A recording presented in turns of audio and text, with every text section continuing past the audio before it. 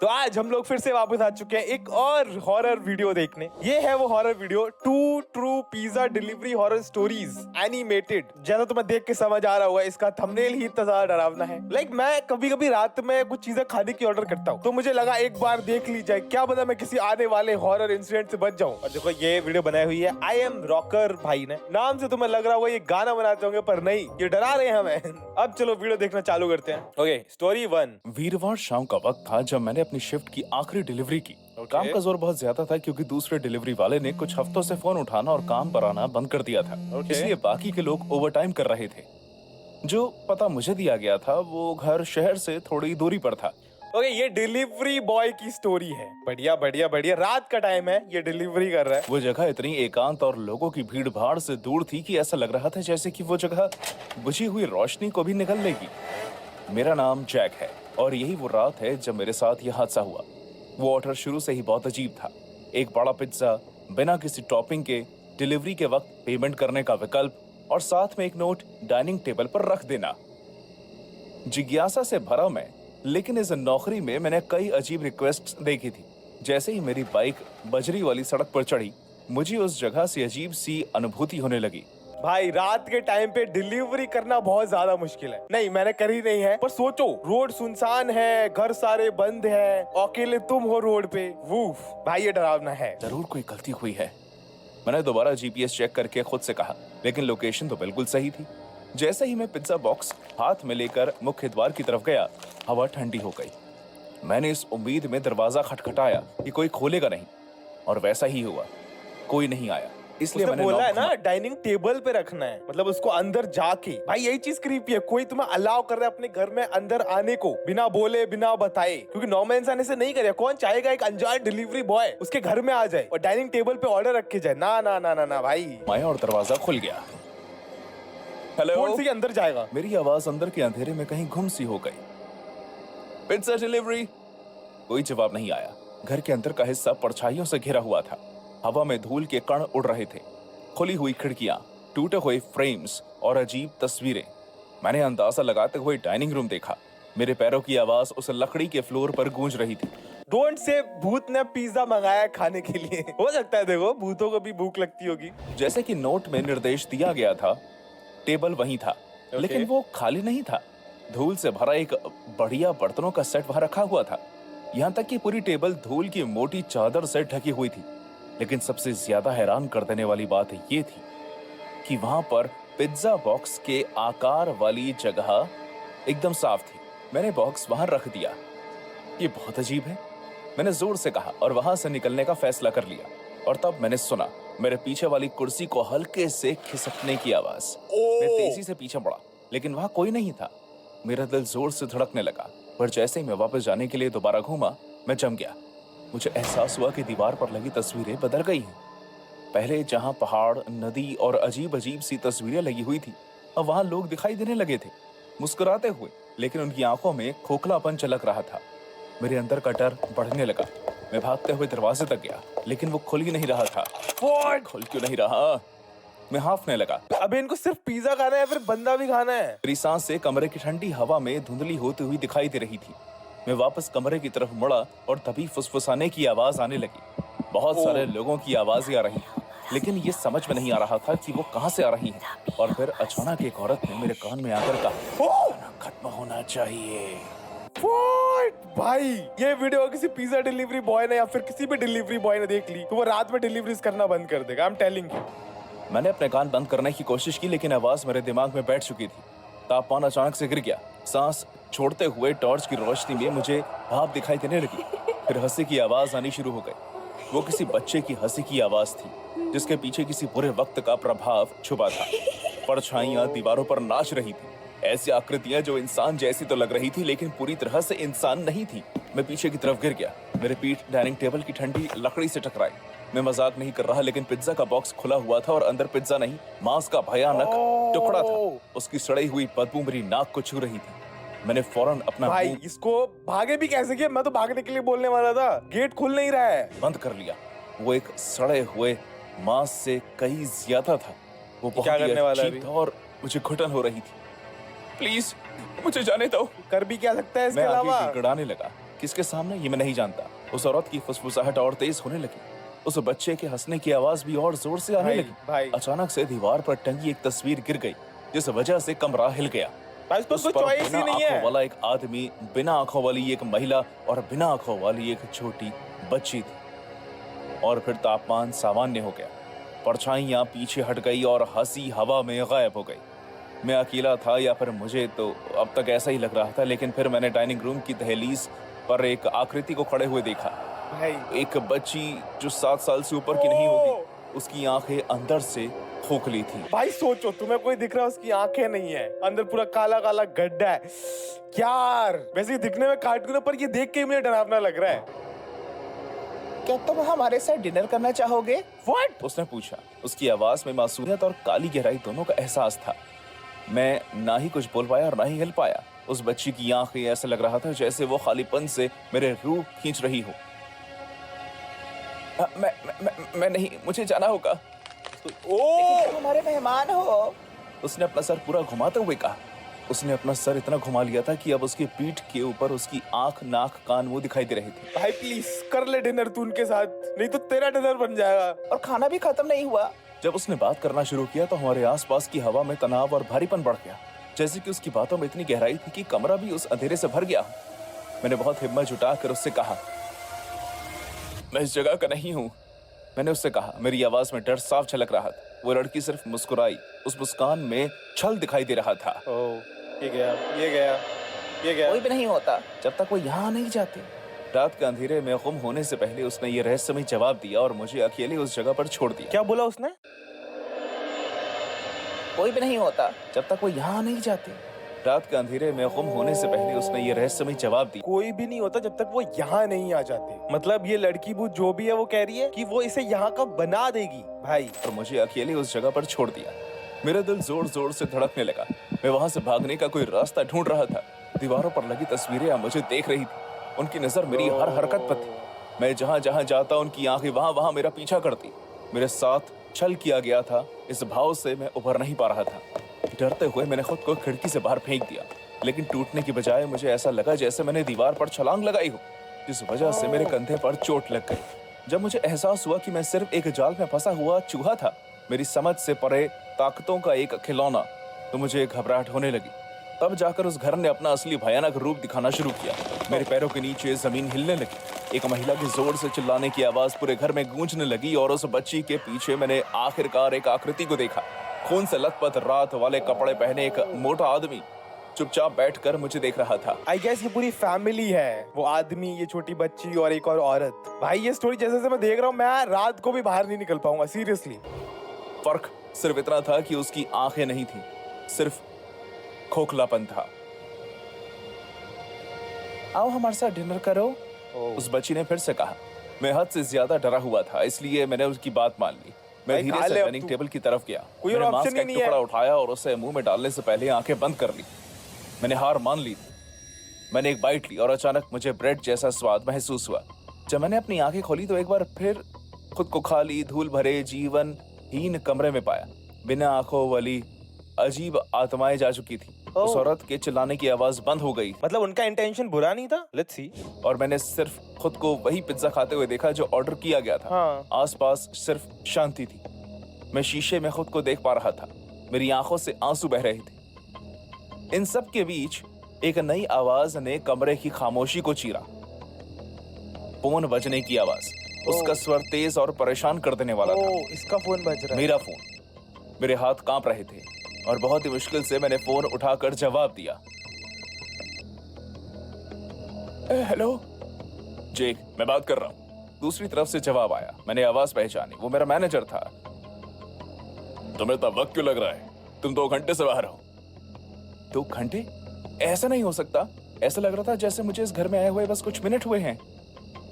मैं फंस गया हूँ, मैं हांफते हुए कहा। प्लीज तुम्हें मेरी मदद करनी है। वो ये जो घर है, उस घर का पता अभी कुछ पल पहले मुझे अच्छी तरह याद था, लेकिन अब समझ में नहीं आ रहा था। वो घर मुझे कुछ याद नहीं आ रहा था और मैं रोने लगा। जैक, शांत हो जाओ। कौन सा घर? तुम्हारी कोई भी बात समझ में नहीं आ रही। मैं इधर उधर देखने लगा। घर उसके पास होना चाहिए ना। वापस ले आया और तब मैंने ध्यान दिया। वो पिज्जा बॉक्स तो जहाँ से टेबल वो पर रखा पिज्जा हुआ लेके था, आया है। लेकिन पूरा का पूरा पिज्जा गायब था, खा लिया गया था। ये किसने खाया था? जेक, मेरी बात सुनो, सिस्टम पर तुम्हारे नाम का ऑर्डर क्यों दिखाई दे रहा है? क्या?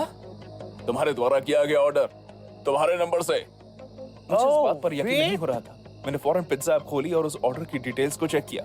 सदमे के मारे मेरे हाथ से फोन गिर गया, मेरा दिमाग दौड़ने लगा। मतलब ये ऑर्डर इसी ने ही किया था या फिर इसके नाम से किसी ने किया था, इसका ही नंबर यूज करके, एंड यही इसको डिलीवर करने यहाँ पे आया था। What? एहसास हुआ कि वो ऑर्डर मेरे नाम पर किया गया था। मैंने जल्दी से अपना फोन उठाया और पीछे मुड़कर देखा कि दरवाजा खुला हुआ था। मैं ऐसे बाहर भागा जैसे मेरी जिंदगी उस दरवाजे पर निर्भर थी। आखिर में मैं उस डिलीवरी लड़के से मिला जिसने काम पर आना बंद कर दिया था, और मुझे पता चला कि वो भी ठीक इसी तरह के घर में एक बार फंस गया था जैसे कि मैं, और उसने भी मेरी तरह इस तरह के हादसे का सामना किया था, जो तब जाकर खत्म हुआ जब उसने उसी पिज्जा को खाया जो वो डिलीवरी के लिए लेकर आया था। पिज्जा प्लेस ने फौरन अपने सिस्टम पर अपडेट कर दिया कि वो इस जगह का ऑर्डर फिर से ना ले, और कोई भी और डिलीवरी लड़का फिर उस घर में वापस नहीं गया। भाई अच्छी बात है वो बच गया यार। मेरी फट गई थी, मैं कहा अब तो कोई ऑप्शन ही नहीं है, गेट खुल नहीं रहा है, वो लोग मीट खिलाना चाह रहे हैं उसको और उसने खा भी लिया। भाई कौन से भूत का इंटेंशन अच्छा होगा कि हाँ चलो इसको ये खिलाते हैं अच्छे वे में। मेरे को लगा था कुछ मिला होगा, कुछ हो जाएगा, पर नहीं। ये थी हमारी पहली स्टोरी एंड यही बहुत ज्यादा डरावनी थी। लेट्स सी दूसरी स्टोरी। ओके। शाम की हवा तेज थी जिसमें लड़कियों से भरे एक घर से संगीत और हंसी की आवाजें आ रही थी। ठीक है। वो आजादी और जश्न की रात होने वाली थी, लेकिन जैसे जैसे घटनाएं सामने आई, यह आतंक की एक ऐसी घटना में बदल गई जो हमेशा मेरी यादों में बनी रहेगी।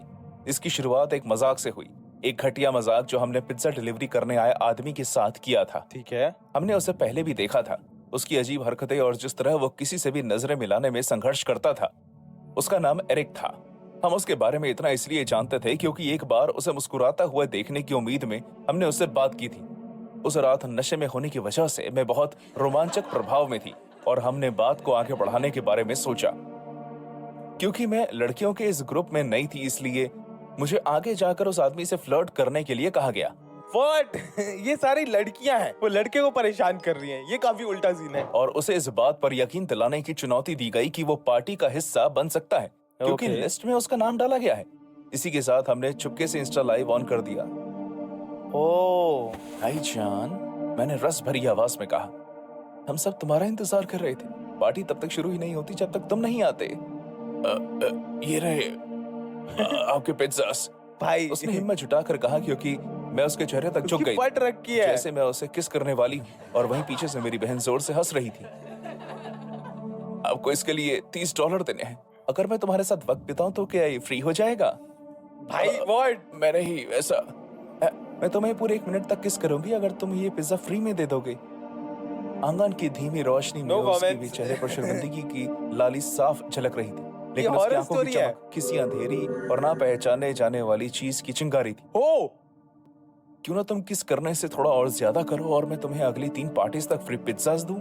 उसके शर्मीले स्वभाव को अचानक आत्मविश्वास से भरे हुए स्वभाव में बदलते देख एक बार के लिए मैं हिल गई।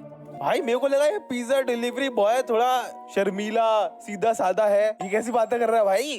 तभी मेरी एक दोस्त ने मुझे कान में आकर बताया कि हमारे लाइफ पर 3000 से ज्यादा लोग जुड़ गए हैं। हमें इसे और आगे बढ़ाना था। थोड़ा और ज्यादा से तुम्हारा क्या मतलब है? वेल, हम सब यहाँ इतने समझदार तो हैं ही, तुम जानती हो। 3 पार्टीज तक फ्री पिज्जास। हाँ, अगर मैं कहूँ 5, 5 कर दो और मैं तैयार हूँ। भाई बार्गेनिंग चल रही है, व्हाट द हेल? 3, 5 इसमें horror क्या है, मुझे समझना है। साथ देगी। 3, 5 और मैं बस। मेरा गला पकड़ने से पहले वो मुझ पर जोर से चिल्लाया। उसने सीधे मेरी आंखों में देखा, उसकी आंखें लाल हो चुकी थी। व्हाट? मेरे साथ इस तरह बहस मत करो। इस वक्त मेरी बहनों को बीच में आना पड़ा और भाई व्हाट? वो अभी तक कैमरा लेके खड़ी हुई है। वो कह रही है लाइव नहीं रुकना चाहिए। Nice nice. उन्होंने इंस्टाग्राम से लाइव के बीच में ही उसे धमका दिया। चौंका देने वाली बात तो ये थी कि वो सिर्फ वहां से भागा नहीं बल्कि पागलों की तरह हंसने लगा। उसकी आंखों में बदले की भावना हम सबको दिखाई दे रही थी। आगे जो होने वाला था हम सब उसके लिए तैयार नहीं थे। एरिक कुछ समय बाद रात की आड़ में वापस लौटा। हम सभी इस वक्त सुस्त पड़े थे जब अचानक लाइट बंद हो गई। हमें इस बात का एहसास होने में ज्यादा वक्त नहीं लगा कि बहुत सी लड़कियों के फोन गायब थे। हर जगह दहशत फैल गई। लेकिन उसके बाद जो शांति आई वो इतनी गहरी थी कि उसकी चीख ने हमें बेचैन कर दिया। और फिर दरवाजे पर दस्तक हुई, जानबूझकर बहुत तेज। मैंने उसे लिविंग रूम में देखा। वो एक खिड़की के आगे खड़ा हुआ था, जहां से चांद की रोशनी में उसकी परछाई दिखाई दे रही थी, जो किसी राक्षस के रूप से कम नहीं लग रही थी। जब वो बात करता तो उसकी आवाज बिल्कुल शांत लगती, उस आतंक से बिल्कुल विपरीत जो उसने हमें कुछ देर पहले दिया था। मेरे को ये क्रीपी स्माइल्स नहीं पसंद है यार। तुमने मुझे अपने खेल का मुख्य हिस्सा बना लिया, उसने सर टेढ़ा करते हुए कहा। वो मुझे ऐसा देख रहा था जैसे मैं कोई नमूना हूं। अब तुम मेरे खेल की मुख्य पात्र बनोगी। अचानक बेसमेंट से जोर की आवाज आई। मैंने एक सेकंड के लिए उस तरफ देखा और उतने में ही एरिक गायब हो गया। मेरी सबसे खास दोस्त जेनिफर, जो उस मजाक के समय सबसे ज्यादा जोर से हंस रही थी, बेसमेंट में मिली। उसके होंठों को कान तक काट दिया गया था। उसकी आंखों को निकाल दिया गया और उनकी जगह पिज्जा की टॉपिंग पेपरोनी रख दी गई। ओ भाई, ऐसे कौन मारता है? उसकी आंखों को निकाल, मैं बोल भी नहीं सकता यार। इससे पहले कि हम समझ पाते कि ये क्या और कैसे हुआ, हमने सेकंड फ्लोर के बाथरूम से चिल्लाने की आवाज सुनी। लीजा और मरीसा, दो जुड़वा बहनें, गीले कपड़ों में बाथरूम में लेटी हुई पाई गई। उन्हें मुश्किल से उसमें फिट किया गया था। उसके मुंह में पिज्जा का पीस डाला हुआ है। डोंट से ये खून। ओ भाई भाई भाई भाई भाई। टब उनके खुद के खून से भर गया था, जो उनका गला काटा होने की वजह से उनके शरीर से निकल रहा था, और उनके मुंह में एक पिज्जा का स्लाइस ठूस दिया गया था। एरिक की उपस्थिति और भी ज्यादा बेशर्म हो गई। उसने बार बार हमसे मिलना शुरू कर दिया। वो हमें डरा हुआ देखकर बहुत खुश हो रहा था। उसे ऐसा लगने लगा जैसे उसने हम पर विजय पाली है। उसका गुस्सा अजीब था, थोड़ी सी बात पर वो गुस्सा हो जाता। उसके मूड का किसी को पता नहीं चल रहा था। वो कभी भी खतरनाक रूप ले लेता। हमने भागने की कोशिश की, लेकिन दरवाजे बंद थे, हमारे फोन गायब थे, और नशे में होने की वजह से हम ज्यादा कुछ सोच नहीं पा रहे थे। तुम्हें लगता है कि तुम मुझसे जीत सकती हो? उसने मुझे चुनौती दी और मुझे किचन में घेर लिया। उसकी गर्म सांसें मुझे अपने चेहरे पर महसूस हो रही थी। उसकी आंखों में अंगार था। पहले मैं तुम्हारी सहेलियों का अच्छे से ध्यान रखूंगा। मैं चाहता हूँ कि धीरे धीरे तुम्हारे जहन में उतर जाए, और जब तुम भीख मांगोगी मैं तुम्हें तड़पा तड़पा कर मारूंगा। तो मुझे एहसास हुआ कि वो सब पर अपना कंट्रोल रखना चाहता है। उसके आगे हार मान लेना उसकी कमजोरी है। ये खतरनाक खेल था, एक पागल आदमी के साथ छल करना, लेकिन मेरे पास कोई रास्ता नहीं था। मुझे उसे बात करते रहने की जरूरत थी, किसी भी तरह उसका ध्यान सिर्फ मुझ पर रखने की। एरिक, तो पहले से जीत चुके हो, हम डरे हुए हैं, तुम जानते हो ना, और तुम यही तो चाहते थे। ओह, ये तो बस शुरुआत है जानेमन। भाई ये कोई ऐसा 90s की फिल्म का डायलॉग क्यों लग रहा है? ये तो बस शुरुआत है जानेमन। हम घबरा गए। जिस भयानक मंजर को वो वादा करके गया था वो अभी आना बाकी था। एरिक हमारे दिमाग से खेल रहा था। उसकी हर चाल हमें एक दूसरे से दूर करने की थी, ताकि हम उम्मीद की कोई भी किरण अपने अंदर ना जगा सके। भाई अभी तक जितनी भी डेथ इसने करी है भाई, बहुत ज्यादा ब्रूटल। तो आगे तो सोचो भाई क्या ही हो सकता है। जैसे जैसे रात बढ़ती गई, उसके टेढ़े मेढ़े खेल के नियम साफ होते गए। वो चाहता था कि हम अलग अलग होकर डरे हुए पूरी तरह से उसकी दया पर निर्भर हो जाएं। वो कभी कभी सामने आता, कभी अंधेरे में हलचल करते हुए, कभी पूरी तरह से अपनी भयानक उपस्थिति दिखाते हुए। उसकी डरावनी हंसी इस बात का प्रतीक थी कि उसका हम पर कितना वश था। उस रात का अंत होते होते हमें काफी चीजें समझ में आ गई। हमें कुछ ही मिनट के समय में 6 लाशें मिली, जिन पर भयानक किस्म के निशान थे। लेकिन इस वक्त तक एरिक ओवर कॉन्फिडेंस में आ गया था। उसका मेरे साथ बातचीत का वक्त और लंबा और तानों से भरा हो गया था। ऐसे ही एक मुलाकात के दौरान मुझे अपना मौका नजर आया। उसने मुझे लिविंग रूम में कोने में फिर से घेर लिया। उसके हाथ में खून से लिपटा एक तेज धार का चाकू था। चांद की रोशनी उसके पापी चेहरे पर पड़ रही थी। तुमने देखा ना काले, गलत आदमी से पंगा लेने का अंजाम। मैं तुम्हारे 3 और दोस्तों को सुलाने के बाद तुम्हारे पीछे आऊंगा। अगर तुम अभी भी हार नहीं मानना चाहती तो। इतना था कि उसका ध्यान उस भारी किताब पर गया ही नहीं जो मैंने चुपचाप शेल्फ से उठा ली। पूरी हिम्मत और जोर लगाते हुए मैंने उस किताब के कोने से उसके सर पर दे मारा। उसके प्रभाव से वो लड़खड़ा गया और चाकू जमीन पर गिर गया। ये वो मौका था जिसकी मुझे जरूरत थी। जैसे उसका ध्यान खुद को संभालने पर गया, मैं चाकू की ओर लिपटी और मैंने उसे उठा लिया और बिना किसी संकोच के एरिक को नियंत्रण हासिल करने दिए बिना एक्शन लिया। मैंने एक चीख के साथ, जिसमें कुछ हद तक डर और कुछ हद तक गुस्सा, चाकू घुमाया। वो सतर्क हो गया। ब्लेड उसके चेहरे पर जाकर लगा और वो गिर गया। उसके चेहरे पर सदमे का भाव था। मैं सोच रहा था ना, सुनकर बाकी लड़कियां भी भागते हुए आ गईं और उन्होंने मुझे एरिक पर चढ़े हुए देखा। मेरे हाथ में चाकू और स्वभाव में सबकी जान बचाने का संकल्प था। हम सब ने मिलकर उसके हाथ पांव बांध दिए। उसकी जेब से उसका फोन निकाला और उसके लहलुहान शरीर पर लात मारते हुए पुलिस को बुलाया। जब मैं फोन कर रही थी तो मेरी सहेलियां तब भी एरिक को मार रही थी। जब पुलिस पहुंची तो उन्होंने हमें एक दूसरे के साथ लिपटे हुए देखा। वो एरिक को गिरफ्तार करके ले गए। उसके बाद सवालों के भवंडर आए। उस घर में दिलचस्प और डर भरा दृश्य दिखाई दिया, लेकिन इन सब के बीच हमें खुद पर गर्व था। हमने न केवल खुद को उस रात के आतंक से बचाया था, बल्कि उस अंधेरे से भी खुद को निकाल लिया था। खत्म? व्हाट? अबे वो लोग मरे, उनका क्या? बस ये लोग निकले हैं उस आतंक से। 6 लोगों की लाशें मिली है वहाँ पे, उनका कुछ शोक नहीं है। शोक मतलब दुख, ऐसा प्योर हिंदी में शोक बोलते हैं। ओके, मुझे लगा वो मरे, उनकी भी थोड़ी बहुत बात करेंगे लास्ट में। भाई कितना ब्रूटली मारा उनको। बाथटब में 2 लड़कियां पड़ी हुई हैं और बाथटब में पानी नहीं है, उनका खून है, और एक की तो आंखें ही निकाल के सब पिज़्ज़ा टॉपिंग्स। देखो दूसरी वाली स्टोरी थोड़ी ब्रूटल और क्रिएटिव थी, बट डरावनी तो फर्स्ट वाली थी। मेरे को सबसे ज्यादा डर उसी में लगा, लेकिन मेरे को फील हो रही थी वो चीजें। ये तो अब गया, मैं कन्विंस था भाई ये मरेगा। मैं बेशर्म हो गया, मैं बता रहा हूँ ये हॉरर वीडियोस देख देख के ऐसे हंस रहा हूँ बेशर्मों की तरह। सोचो किसी के साथ ये हुआ होगा, अगर उसकी कितनी फटी होगी। बट कोई बात नहीं दोस्तों, हमारा काम है हंसना और तुम लोगों को हंसाना। अगर तुम लोगों को डर लग रहा है तो कोई बात नहीं, लाइक कर दो वीडियो को, सब्सक्राइब कर दो चैनल को।